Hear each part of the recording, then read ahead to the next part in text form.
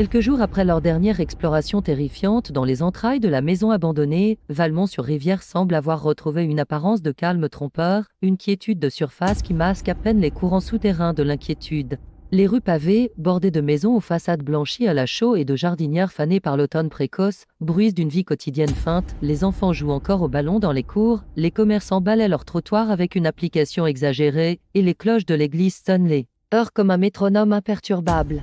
Pourtant, pour Lucas, Mila et Élise, chaque coin de rue est désormais suspect, un potentiel piège tendu par l'invisible. Les ombres des arbres centenaires s'étirent un peu trop avidement au soleil couchant, les reflets dans les vitrines des boulangeries déforment leurs silhouettes en spectres éthérés et un bourdonnement sourd presque subliminal semble émaner des murs même de la ville.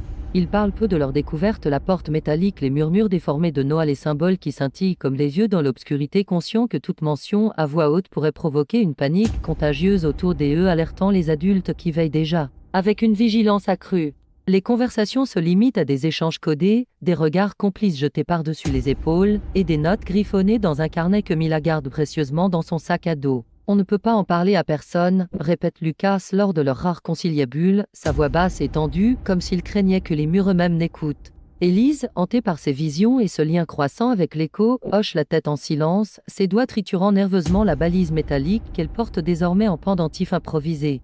Mila, la plus pragmatique, tente de structurer leur peur en liste et en plan, mais même elle sent le poids d'une fatigue nouvelle, une lassitude qui s'infiltre dans leurs os comme l'humidité de la rivière. Pourtant, au milieu de cette vigilance épuisante, quelque chose de plus inattendu, de plus disruptif encore, les attend, prêt à fissurer le fragile équilibre qu'ils ont tenté d'établir. Un après-midi frisquet de fin de semaine alors que le soleil des hivers décline déjà vers l'horizon en une boule orangée et pâle, les trois amis rentrent de l'école par le chemin qui serpentait le long de la colline surplombant la ville.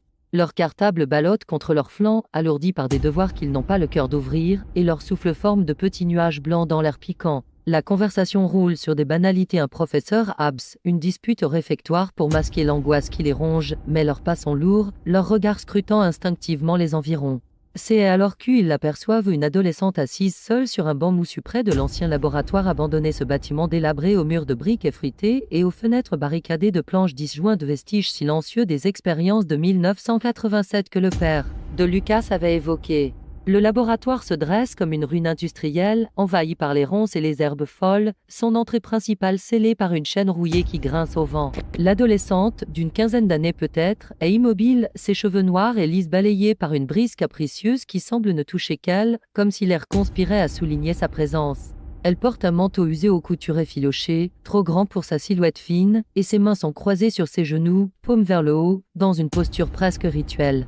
Mais ce qui frappe Lucas en premier, c'est ses yeux, ils brillent d'une lumière étrange, comme électrifiés, un éclat bleuté et intermittent qui danse dans ses pupilles dilatées, évoquant les arcs électriques d'une tempête lointaine. Elle ne parle pas, ne bouge pas, mais son regard intense semble sonder leur esprit, perçant les défenses qu'ils ont érigées contre l'inconnu. Lucas s'arrête net, un frisson remontant le long de sa nuque. Qui sait, ça ? Murmure-t-il, sentant immédiatement que cette fille ne ressemble à personne qu'ils ont rencontré dans les cercles étroits de Valmont, ni une élève du lycée, ni une touriste égarée. Mila fronce les sourcils, son esprit analytique s'activant, sceptique mais intrigué, elle ajuste ses lunettes et observe la scène avec une distance calculée, se demandant si c'est une coïncidence ou un leurre. Peut-être une nouvelle. Ou quelqu'un qui squatte l'endroit, suggère-t-elle, mais sa voix manque de conviction. Élise, elle, se fiche sur place, son corps se raidissant comme sous une décharge invisible, elle sent une connexion, inexplicable et profonde, un fil ténu qui la relie à cet inconnu, comme si leurs âmes se frôlaient dans un espace intermédiaire. Elle me connaît, souffle Élise, les yeux rivés sur la fille, un vertige la saisissant tandis que des flashs de vision couloirs sombres, voix étouffée lui traversent l'esprit.